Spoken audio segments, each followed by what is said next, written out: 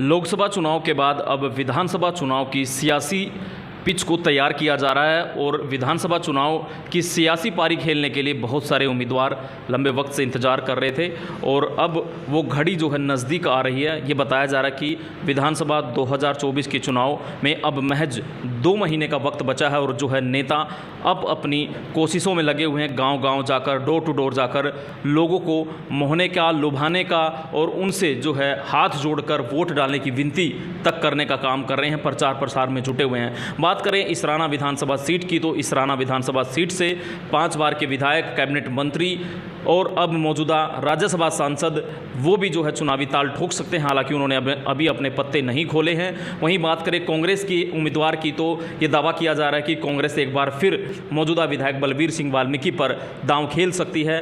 और बात करें अन्य उम्मीदवारों की तो बीजेपी की अगर मैं बात करूं तो बीजेपी की तरफ से लंबे वक्त से सत्यवान सेरा भी बहुत ज़ोरदार तैयारी कर रहे हैं और बीजेपी पार्टी से टिकट की आस लगाए बैठे हैं। इस वक्त सत्यवान सेरा हमारे साथ मौजूद हैं, उनसे हम उनके सियासी जो है सफ़र की भी बातचीत करेंगे और क्या उनकी तैयारियां चल रही हैं, किस प्रकार उन पर बीजेपी सरकार भरोसा करे, बीजेपी पार्टी भरोसा करे और वो उनको टिकट दें। सत्यवान जी, बहुत बहुत आपका स्वागत है पंजाब केसरी में। सर, कैसी तैयारी चल रही है चुनाव को लेकर? इस बार आप पार्टी से किस बेस पर जो है टिकट की दावेदारी कर रहे हैं? जी, पहले आपके चैनल का धन्यवाद जो आप मेरे इंटरव्यू के लिए आए हैं और आप लोगों का स्वागत है। देखिए, जो सीनियरिटी के हिसाब से मैं अपनी दावेदारी कर रहा हूँ कि जो मेरी सक्रियता है भाजपा उम्मीदवार के रूप में दूसरे नंबर पे कहें, क्योंकि 2009 में हमारे प्रत्याशी सतपाल जी लड़े थे, कई से थे जो। उसके बाद से फिर ग्राउंड जो मैंने संभाला, उस टाइम 1000 वोट पार्टी का था। 1000 वोट से पार्टी को अपने खून से सींचा, मेहनत की, कार्यकर्ताओं की बदौलत आज पार्टी 2 बार चुनाव लड़ी। उसके बाद एक बार जीत हुई और दूसरा कुछ अंदर से हम लोग चुनाव हारे। तो पार्टी को यहाँ तक लाने में सभी कार्यकर्ता और मेरा योगदान तो रहा ही है और संगठन इन चीज़ को देख भी रहा। और मैं जो टिकट मांग रहा हूँ उसी बेस पे मांग रहा हूँ कि मैंने काम किया है, मेरी सक्रियता लगातार रही है, कभी पार्टी का विरोध नहीं किया है। और आज एक उम्मीद है, क्योंकि मान लो प्रत्याशी के रूप में सीनियरिटी की देखें तो पवार साहब के बाद मेरी है। पवार साहब राज्यसभा सदस्य हैं, अब उनका क्या मन है क्या नहीं है, पर मैं तो अपनी दावेदारी कार्यकर्ता के रूप में करता हूँ।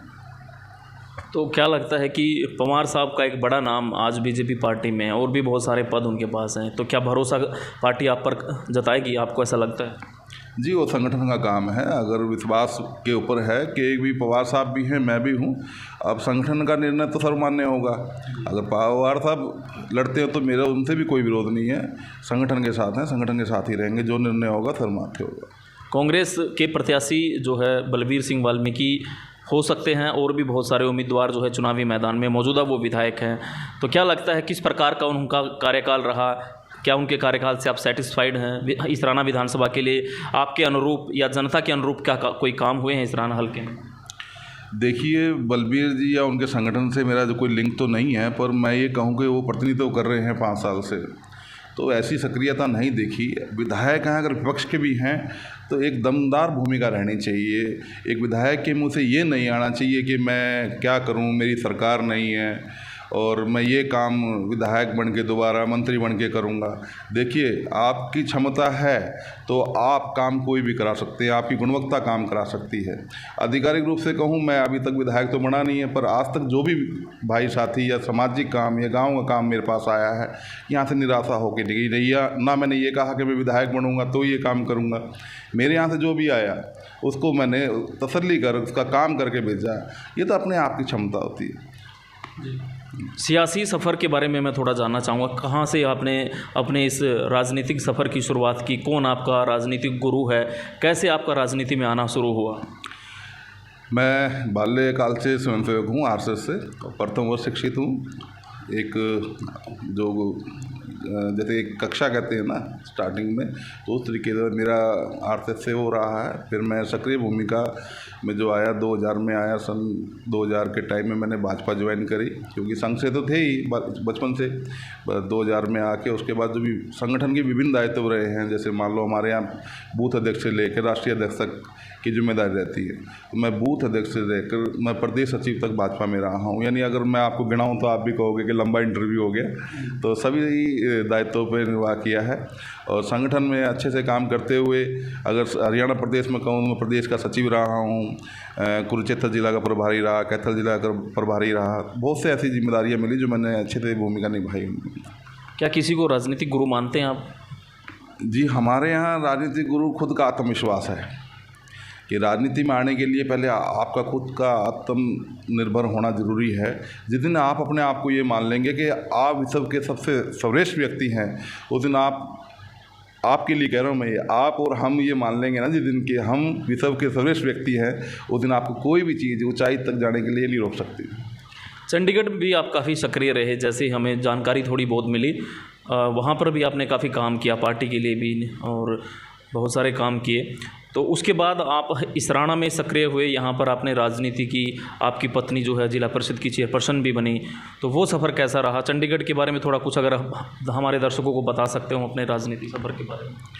मैं जिस पार्टी से हूँ राष्ट्रीय पार्टी है और राष्ट्रीय पार्टी की ओर से कोई भी जिम्मेदारी लग जाए, तो आपने चंडीगढ़ का जिक्र किया, तो ऐसे मैंने देश के 28 राज्यों में से मैंने 20 राज्यों में काम कर रखा है।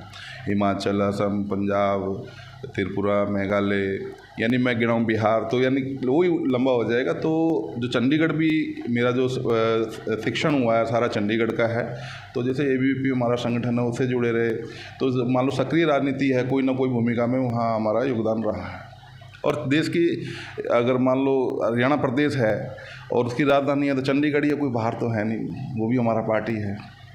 आप पिछले टर्म में जिला परिषद चेयरपर्सन आपकी पत्नी रही, फिर जो है आप पर कुछ आरोप भी लगे, लेकिन फिर आपने चुनाव लड़ने की कोशिश की। तो क्या आपका डिसीजन सही था? आपको ऐसा लगता है क्या ये इस वक्त पे जो है चुनाव लड़ना सही था? आप हालांकि जो है विधानसभा की टिकट भी मांग रहे थे। ऐसा है, राजनीति जो है चलते रहने का नाम है। जब 2014 में टिकट कटा, पवार साहब को टिकट हुआ, तो उसके बाद ही मेरा जो राजनीतिक कैरियर ख़त्म हो गया था, ये मान ली राजनीति तरीके से। पर मैं लगातार परिश्रम में रहा। मैंने अपनी श्रीमती जी को विधानसभा की बजाय जिला परिषद का चुनाव लड़ा है, वो मेंबर बने और चेयरमैन बने। हमारी सक्रियता रही, चलते रहे। अगर हम ये सोचते पवार साहब आ गए अब तो हमारा कैरियर ख़त्म हो गया, जैसे कि और लीडर क्या है कि भी बड़ी चीज़ को देख के एकदम डर जाते हैं, बैठ जाते हैं और अपना जो भविष्य ख़त्म ही कर लेते हैं। पर हमने ऐसा ना करके हम लगातार निरंतर अपना काम करते रहे। संगठन ने भी देखा, चेयरमैन बने जिला परिषद के। और विकास कार्यों में मैं कहूँ कि श्रीमती जी के कार्यकाल में हमने 5 साल लगातार काम किया और आप अभी भी देख सकते हैं जिला परिषद को बने 2 साल हो गए, एक कील तक नहीं लगी है। अगर आप कहें आपका गांव भी है, आप इस ज़िले के भी हैं, तो आपके चैनल के माध्यम से आप ये भी कर सकते हो। 2 साल में तो हमने इतना काम कर दिया था कि हर गांव में ये बात थी कि भाई हाँ जिला परिषद बहुत अच्छी चल रही है। 175 गाँव के मुखिया थे हम, 175 गाँव में हमने एक समान डेवलपमेंट किया। और अपने एरिए में आप एक बार सर्वे करके देखें कि जिला परिषद आज तक के इतिहास की सबसे सर्वश्रेष्ठ रही है। और आगे भी मैं कहता हूँ, आगे की मैं ये कहूँगा कि ऐसा नहीं लगता कि कुछ होगा, क्योंकि 2 साल में अभी तक हमें तो महसूस हुआ नहीं है। 2 साल में एक तो नो कॉन्फिडेंस आ गया, चेयरमैन ही हट गया। हमने 5 साल पूरा किया और जनता के विश्वास पे, जनता के सहयोग से किया और अच्छा किया। जो चुनाव आपने लड़ा जिला परिषद का, वो क्या आपको सही लगता है कि आपका डिसीजन सही था? मैंने आपको एक बात कही कि भाई चलते रहना चाहिए और राजनीतिक आदमी जो डिसीजन लेता है वो सोच समझ के लेता है, अपने भविष्य को लेता है। कई बार हमारा मन करता है कि हम ये खा लें, पर हम नहीं खा पाते। और कई बार मन करता है ये खाना चाहिए, नहीं खाना चाहिए, तो हम उसको खाते हैं। तो राजनीति में भी यही है कि लगातार निरंतर चलते रहेंगे। वो तो हमारा एक मिनी वो था, ट्रायल था कि विधानसभा आगे है और उसमें लोगों में सक्रियता हो जाएगी और कुछ चीज़ें नेगेटिव पॉजिटिव चलती हैं वो अपना ख़त्म हो जाएगी। जिस प्रकार आपको वोट मिले जिला परिषद के चुनाव में, आपको नहीं लगता कि जो आपका कद एक विधानसभा चुनाव के लिए बड़ा था, वो कद में कहीं ना कहीं गिरावट देखने को मिली चुनाव की वजह से? सचिन जी, चुनाव मैंने नहीं लड़ा, श्रीमती जी ने लड़ा है। मैंने तो आज तक फार्म भी नहीं भरा। ठीक है जी, मेरा मौका आएगा तो मैं बताऊंगा कि भाई कम वोट हुआ है ज़्यादा हुआ। वो जिला परिषद के चेयरमैन थे और उन्होंने चुनाव लड़ा। चुनाव लड़ने पे जो सम्मान पब्लिक ने दिया उसके हिसाब से हमारा जो ये चुनाव होता है इंडिपेंडेंट होता है। और जिला परिषद का चुनाव गांव पर निर्भर होता है। हमारा गांव उस वार्ड में नहीं था, वार्ड नंबर 3 में हमारा गांव नहीं था। जिला परिषद का जो चुनाव है वो गाँव के ऊपर निर्भर है। जिस कैंडिडेट का गाँव बड़ा है वही अपना चयनित होता है और उम्मीदवार जीतता है। अब देखिए, आप 2 नंबर वार्ड से देखें तो रणदीप कवि बने, गांव से बने हैं, 3500 वोट आया। अनिल बने, जहां हम चुनाव लड़े तो वो अपने गांव से एक तरफा वोट आया है। दूसरे नंबर के कैंडिडेट जिंदा रहे, उनका वोट उनके गांव का है 4100, तो वो दूसरे नंबर पर है। आप जिला परिषद के 17 वार्डों को आप देखना, सभी को गांव का वोट आता है, वो कैंडिडेट बनता है। तो हमारी ऐसी कोई मंशा नहीं थी कि हमने चुनाव जीतने के लिए लड़ना है। हम तो एक बड़ा चेहरा थे और अपने लिए प्रयासरत थे कि मान लो इन गाँव में अगर हमारी तैयारी थोड़ी कम थी तो इससे रिहर्सल हो जाएगा, क्योंकि आगे विधानसभा चुनाव है। तो सचिन जी, ये तो हार जीत चलता है। पवार साहब 7 चुनाव लड़े हैं, 2 हारे भी हैं। अब उन्हें पूछे जाके भी 2 कैसे हारे, क्यों हारे? बलबीर 3 लड़ा, 2 हारे हैं, फिर भी विधायक है। ये राजनीति में ऐसे लो और एग्जाम देते रहना चाहिए। एग्जाम देते रहेंगे तो रिजल्ट जरूर आएगा, चाहे नेगेटिव आए चाहे पॉजिटिव आए। बीजेपी सरकार अक्सर ये दावे करती है कि हमारी सरकार बिना पर्ची बिना खर्ची के नौकरियां दे रही है, लेकिन आपका नाम, आप हरियाणा कर्मचारी चयन आयोग के सदस्य रहे, उस दौरान जो है आप पर आरोप लगे कि आपने नौकरियों में गड़बड़ी करवाई, पैसे लेकर आपने नौकरियां बांटी, खूब मीडिया की चर्चा में आप बने रहे। और एक और नारा गांव से विनोद खरब थे, उन पर भी आरोप लगे, उनको तो जेल तक भी जाना पड़ा। वो क्या पूरा मसला था आपका उसमें? हम क्या आप इस मीडिया के सामने आज कोई खुलासा करना चाहते हैं कि उसमें आपकी कोई रोल था कि नहीं था, या आपको बदनाम करने के लिए सब षड्यंत्र रचा गया था? देखिए सचिन जी, मैं ये कहूँ कि ये षड्यंत्र था, बदनाम करने की साजिश थी, तो मैं किसी पे आरोप नहीं लगाऊंगा। और देखिए, एक प्रदेश का मुख्यमंत्री ये कह रहा है कि बिना खर्ची बिना पर्ची आपका बच्चा लगेगा, और लगे भी हैं। आप किसी सर्वे में, आप किसी गांव का, मैं तो कहूँ 66 गांव मेरी विधानसभा के हैं और मेरे ज़िले में 175 गांव, आप किसी गांव में जाके किसी एक व्यक्ति विशेष से आप सीधा ये पूछें कि भाई आपने अपने बच्चा लगवाया, किसी को पैसा दिया, तो आइडेंटिटी तो वहाँ से होएगी। कुछ लोगों का काम है करप्शन करना, लगातार करते आ रहे हैं, जिनका रोज़गार ही इस चीज़ से चल रहा है, वो किसी चीज़ का ही बहाना लेके अपना रोज़गार चला ही रहे हैं। आरोप लगे नहीं लगे, आरोपी अरेस्ट हुआ। 4 जगह से जो पैसा लिया हुआ था 50 लाख रुपया, वो लिया गया। साड़े से मिले 8 लाख, कोई कांगड़ा से मिले 8 लाख, एक गाड़ी मिली। इस तरीके से आप चार्जशीट निकलवाना उसमें क्लियर है। अगर दोषी हम होते तो क्या विनोद खरब को ही सज़ा होती? सज़ा तो हमें भी होती ना। और एक बात सुनिए, मैं मनोहर लाल जी की बात पे ही सीधा कहूँगा कि एक ईमानदार मुख्यमंत्री जी ने रणनीति बनाई, उसे ईमानदार लोग लिए। अगर मैंने पैसा लिया तो समझ लो मनोहर लाल ने भी लिया। तो इस सरकार में ऐसा कोई लेन देन को बिना खर्ची बिना पर्ची, सीधा ऑनलाइन साफ़ सुथरा काम है, आज भी और पहले भी। जब हम काम कर ही नहीं सकते, करवा ही नहीं सकते, तो हम पैसा किस बात का लेंगे? और किसी को क्यों कहेंगे कि आप पैसा लीजिए? बिना खर्ची बिना पर्ची एक प्रदेश का मुख्यमंत्री हर जगह कह रहा है, और मेंबर ये कहता है नाउ जी पैसे ले आओ मैं काम कराता हूँ, तो फिर तो मुख्यमंत्री भ्रष्ट हुआ। तो बेबुनियादी आरोप हैं ये।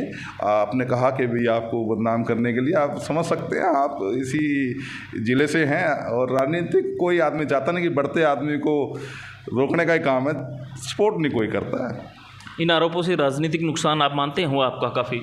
देखिए, राजनीतिक नुकसान कोई नहीं होता। आपकी साफ़ सुथरी छवि रहे, पब्लिक आपको चाहती रहे, कुछ नहीं।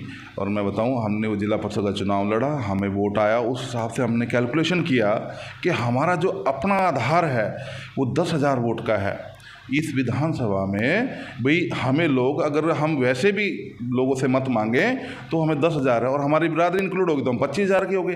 तो उस चुनाव से इतना तो पता लगा कि भी परिस्थितियों में, विपरीत परिस्थितियों में आपका वोट इतना है तो आप तो 25,000 के हैं। और इस विधानसभा में जो रिजल्ट अभी तक है 20 से 42 से हज़ार के 40 से 42 के बीच में जीत जाता है। तो पब्लिक का प्रेम है ना। और मैं तो कह रहा हूँ, एक आप लोग मेरे साथ वॉक भी करना, जब मैं जाता हूँ फील्ड में, तो पब्लिक बोलेगी, पब्लिक का मन क्या है। राजनीतिक तो चलता रहता है, पक्ष विपक्ष सबका, कि भाई ये ख़त्म होगा तो मैं आऊँगा। मैं थोड़ी बहुत आपके बारे में रिसर्च कर रहा था, मुझे कहीं से पता चला कि आप राजनीति को पसंद नहीं करते थे। क्या ऐसा सच है या सिर्फ ये अफवाहें हैं? नहीं, ऐसा नहीं। जिस क्षेत्र में आ गए और संगठन ने जो जिम्मेदारी लगा दी, मैंने बोला, मैं राजनीति में आने की बात नहीं कर रहा। आप जब स्कूल टाइम में, कॉलेज टाइम में, बचपन की मैं बात कर रहा हूँ, क्या उस टाइम पे कहते थे कि राजनीति पसंद नहीं करते? नहीं, मैं बिजनेसमैन रहा हूँ, तो पिताजी भी पॉलिटिशियन थे, तो इस कारण थोड़ी लाइकिंग नहीं थी। क्योंकि पॉलिटिशियन आदमी का रहता क्या है कि पारिवारिक दिक्कत ज़्यादा आती है, कि परिवार को आप टाइम नहीं दे पाते, कुछ घर की ग्रीवेंस होती हो पूरी नहीं कर पाते। तो मुझे ये था कि नहीं, इस क्षेत्र में नहीं जाऊँगा मैं, क्योंकि भाई परिवार को टाइम देना सबसे ज़्यादा ज़रूरी है। तो वो थोड़ा मन में था, तो मन नहीं था कि राजनीति में जाऊँ, पर समय ने जो लिखा हो, चाहे नेगेटिव चाहे पॉजिटिव, वो होके रहता। सचिन जी, आपके पिताजी कांग्रेस के कार्यकर्ता हुआ करते थे कभी किसी टाइम? देखो, जो तकरीबन पूरा देश कांग्रेसी था और मेरे पिताजी का बेच भी रहा है, तो भाजपा तो 1988 में सक्रिय भूमिका में आई, एक दल बना। उससे पहले जनता दल था, जनसंघ था, तो इस तरीके से रहा है। पर मेरा तो बाल्यकाल से, मुझे तो पता भी नहीं था कि मैं जिस फील्ड में हूँ वो संघ की भूमिका के रूप में भाजपा काम कर रही है। तो ये तो जब थोड़ा थोड़ा उम्र होती गई और दायित्व मिलते गए, पता लगता गया कि यार हम ही संगठन से हैं। तो घर में एक बार ऐसा भी हुआ कि पिताजी कांग्रेस तो मैं बीजेपी। एक और चीज़ मैं आपसे पूछना चाहता हूँ, आपका नाम सत्यवान शेरा है, रहते आप गांव भालसी में हो, उंटला से भी आपका कनेक्शन रहा है, और मैं ये जानना चाहता हूँ एग्जैक्ट आपका कौन सा गांव है और ये सत्यवान शेरा आप क्यों लगाते हैं, या क्या आप शेरा गांव से रहने वाले हैं? बहुत अच्छा आपने क्वेश्चन किया। जो राजनीतिक बड़े लोग हैं, विधायक है या विधायक रह चुके हैं, उनका भी यही रहता है, यार सत्यवान शेरा है क्या, जिसका तो पता ही लगता है। देखिए सचिन जी, पहले बात मैं बोलूँ कि राजनीतिक आदमी का कोई वेशभूषा नहीं होता, ना गांव होता है ना घर होता है। मैं घरस्थ जरूर हूँ, पर मेरे बच्चों को पूछिए आप कि वो कहेंगे नहीं हमारे पिताजी साधु ही है एक तरह से। अब मैं जब रात आया वो सो रहे थे, अब जब मैं उठा तो वो स्कूल चले गए। तो जो आपने कहा मैं आपको बताता हूँ विस्तृत रूप से, क्योंकि आपके चैनल के माध्यम से सबको पता लगे। तो जो मेरा पैतृक गाँव है मांडी, देखिए हम गरीब परिवार से थे और जमींदारों के साथ गांव धनाना है राजस्थान बॉर्डर पे, वहाँ से हम लोग मांडी आए। मांडी से पलायन हमारा शेरे का हुआ, शेरे से बाढ़ का, बाढ़ से मेरे पिताजी की चले गए चंडीगढ़, चंडीगढ़ उनकी जॉब लग गई। तो मेरा जो शिक्षण मैंने बताया वो चंडीगढ़ का हुआ। उसके बाद जब घर वापसी कहते हैं ना, तो घर वापसी हुई, तो जैसे अपने यहाँ आए तो गांव में प्रवास करा, वो करा। तो शहरी लालन पोषण के कारण मैंने लाइट की व्यवस्था देखी, लाइट नहीं है, तो मुझे ऊंटला का पता लगा। ऊंटला में 24 घंटे लाइट रहती है। तो थर्मल के ऊंटला, छोटी आसम, सुताना और कुकड़ाना। तो फिर वो बात आई, कोई शुभचिंतक आप जैसा बोला, कहते भाई ऊंटला ठीक है, ऑन द वे है, और ये जो आसन नहीं अंदर है, सुताना अंदर है, और खुकड़ाना में क्या है, राखी रूखी का रहता है। तो ऊंटला ठीक है, मैंने ऊंटला अपना घर बनाया, आइडेंटिटी सारी हो गई, तो ऊंटला हो गया। अब जब गांव को पता लगा, अरे भाई सत्यवान है तो शेरे का होगा, ऊंटला घर बना रहा। तो मैं कहा भाई मुझे तो नहीं पता था, तो मुझे तो सुविधा अनुसार लगा, ना भाई गाँव में बना। तो गाँव वाली बात है, ऊंटला बोले ना, भाई उरे रह तू। तो फिर मैंने निर्णय लिया कि जो मतलोटा है कस्बा टाइप है, फिर मतलोटा रहा। मतलोटा से फिर जो कोरोना काल में थोड़ी छोटा घर होने के कारण दिक्कत आई, तो फिर मैंने यहाँ भालसी बना लिया। तो मैंने बताया ना सचिन जी, नेता का कोई वेशभूषा है या घर नहीं होता, उसको तो जहाँ जगह मिल जाए वो उसका है। जब मैंने प्रतिनिधित्व पूरे 175 गाँवों को किया जिला परिषद चेयरमैन के नाते, तो मेरा तो जिला ही मेरा घर है। तो ये तो बेबुनियादी बातें, कहाँ से क्या है, मेरी बोली एक है, बिरादरी है एक है, और जिले के सर्वोच्च सम्मान पे मेरी श्रीमती जी रहेगी। पहले पे राष्ट्रपति, दूसरे पे गवर्नर, तीसरे पे जिला परिषद चेयरमैन होता है। उसके बाद तो आइडेंटिटी की जरूरत ही नहीं होती सचिन जी। चलो मैं तैयारी की थोड़ी पूछ लेता हूँ कि अगर भरोसा आप पर बीजेपी पार्टी करती है, तो इतनी तैयारी सत्यवान शेरा ने कर ली है कि वो टिकट जो पार्टी उनको देगी जीत कर उनकी झोली में डालने का काम कर देगी? जी बिल्कुल श्योर है, पब्लिक का एक विश्वास है, क्योंकि जिला परिषद चेयरमैन रहने के नाते कुछ काम किए हैं। फिर जो मैंने आपको बताया कि बिना पद रहते हुए मेरे पे तो कोई वो रहा नहीं है सरकारी जिम्मेवारी। HSSC मेंबर रहे तो उसमें हम देखो निष्पक्ष काम करते थे, पर ये है कि भी लोगों का विश्वास है, लोग इस बार मांग कर रहे हैं, लोगों की मांग है कि सत्यवान शेरा होना चाहिए। तो और मैं ये कहता हूँ कि पार्टी अगर विश्वास जताती है तो मैं उन्हें बहुत बड़े मार्जिन से ये सीट जीत के दूंगा। मैं आपके चैनल के माध्यम से जनता को भी और पार्टी को विश्वास दिलाता हूँ कि एक बार विश्वास करेंगे तो आपका विश्वास खरा उतरेगा। क्या कृष्णलाल पवार जो 5 बार के विधायक रहे, मंत्री रहे और जो है सांसद भी रहे, एक बड़े होने के नाते भी क्या उनको आपकी पैरवी करनी चाहिए कि मेरे क्षेत्र का है, मेरा पड़ोसी भी है, तो उनको आपका सहयोग मिलना चाहिए और फिर आप जो है उनके आशीर्वाद से जो इसराना विधानसभा में जो है जीत लेकर आए? बहुत अच्छी सोच है आपकी, बहुत अच्छा क्वेश्चन भी आपने किया। देखिए बनता यही है कि एक आदमी जब सर्वोच्च पद पे चला जाए तो दूसरे भाई को मौका देना चाहिए। समाज कहता भी यही है कि अगर हम 10 बेरोजगार हैं और 10 में से एक को रोज़गार मिल जाए तो उसका भी कर्तव्य यह है कि मेरा छोटा भाई या ये योग्य व्यक्ति, इसको रोज़गार मिलना चाहिए, इसका भी चल जाएगा। ऐसी राजनीति है कि पवार साहब देखिए विधायक रह लिए, मंत्री रह लिए, राज्यसभा हैं, तो उन्हें मेरी पैरवी करनी चाहिए। और देखिए अगर जनता चाहती है तो ही पैरवी करनी चाहिए, नहीं तो संगठन में और बहुत साथी तैयारी कर रहे हैं। भाई मेरे में विश्वास न जता के पवार साहब को दूसरे व्यक्ति में विश्वास जताना चाहिए। अगर मेरे से नहीं संतुष्टि है, लगता है कि संगठन को नुकसान होता है, तो मैं बड़े मन से कह रहा हूँ सचिन जी, आपके चैनल के माध्यम से मैं उसका सहयोग करूँगा, साथ दूँगा। नए प्रदेश अध्यक्ष बीजेपी पार्टी में आ गए हैं, उनसे मुलाकात आपकी हुई या कोई बड़ा कार्यक्रम हाल ही में चुनाव जैसे नज़दीक आ रहा है, कोई प्रोग्राम आप लेने वाले हैं, कोई बड़ा नेता यहाँ पर आएगा आपके कार्यक्रम? जी, माननीय नए प्रदेश अध्यक्ष मोहनलाल बड़ोले जी, तो उनसे मेरा मिलना हुआ है और मैंने उन्हें कहा भी है कि मैं आपका स्वागत करना चाहता हूं। तो संगठन की अभी कुछ योजनाएं बनेंगी प्रदेश स्तर पे, क्योंकि कार्यक्रम भी होंगे और कोई बड़ा कार्यक्रम लेंगे, करेंगे भी और आपको ही बुलाएंगे, तो उसमें आप फिर अपनी रूपरेखा दिखाना। मनोहर लाल जो है मुख्यमंत्री पहले रहे हैं, अब नायब सैनी हैं। कुछ फैसले जो है नायब सैनी द्वारा मनोहर लाल के बदले गए हैं और पब्लिक कह रही है कि ये फैसले जो है समय से बदल लेने चाहिए थे। लोगों में नाराज़गी काफ़ी देखने को मिली, फैमिली आईडी हो, राशन कार्ड हो, प्रॉपर्टी आईडी हो, बहुत सारी समस्याएं हैं जो आजकल शिविर लग रहे हैं, उसमें सारी ज़्यादातर यही समस्याएं लोगों की आ रही हैं।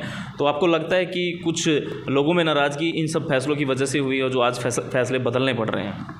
ऐसा है सचिन जी, बहुत अच्छा क्वेश्चन ये भी आपका।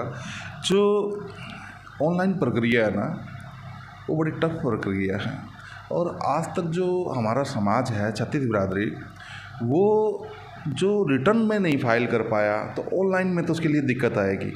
और देखिए, पहला जो हमने निर्णय लिया वो बुज़ुर्गों की पेंशन का लिया, वो बहुत बड़ी नाराज़गी आई, उससे कहीं ना कहीं मुझे भी दुख हुआ। तो मैंने मुख्यमंत्री को कहा, तो बड़े हॉनेस्ट और लगनशील थे, बोले थोड़ा वेट करो।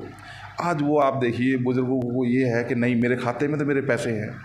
तो इसी तरीके से इस प्रक्रिया को टाइम तो लगेगा और एकदम सिस्टम को अपडेट करना तो हैंग ही होता है सचिन जी, और थोड़ा सा प्रशासनिक भी है, हो जाएगा धीरे धीरे। और जो कह रहे हो आपके भी नाराज़गी है, मैं पब्लिक से भी आग्रह करूंगा कि जो किया जा रहा है आपके लिए किया जा रहा है, आपके हित के लिए किया जा रहा है, भ्रष्टाचार को ख़त्म करने के लिए किया जा रहा है। थोड़ा सा विश्वास करें सरकार में और आगे मौका दें, ये सब ठीक हो जाएगा और सभी चीज़ें ठीक होगी। किसी के साथ ऐसा नहीं होगा दुर्व्यवहार कि उसको नुकसान हो। आखिरी सवाल मैं लेना चाहता हूं, बीजेपी की अगर बात करें तो क्या तीसरी बार हरियाणा में एक बार फिर बीजेपी की सरकार बनने जा रही है? हालांकि हुड्डा ये दावा कर रहा है कि वो 60-65 जो है सीटें जीतकर सरकार बनाने जा रहे हैं। जी, ऐसा है, विपक्ष का तो है ही है, पर मैं कहता हूँ जनता को अगर इस 10 साल में बिना खर्ची बिना पर्ची नौकरी मिली है, विकास हुआ है, मैं सचिन जी सीधा आपसे भी ये कहूँगा कि आप बताइए कि आप बिजली का आनंद ले रहे हैं कि नहीं ले रहे हैं?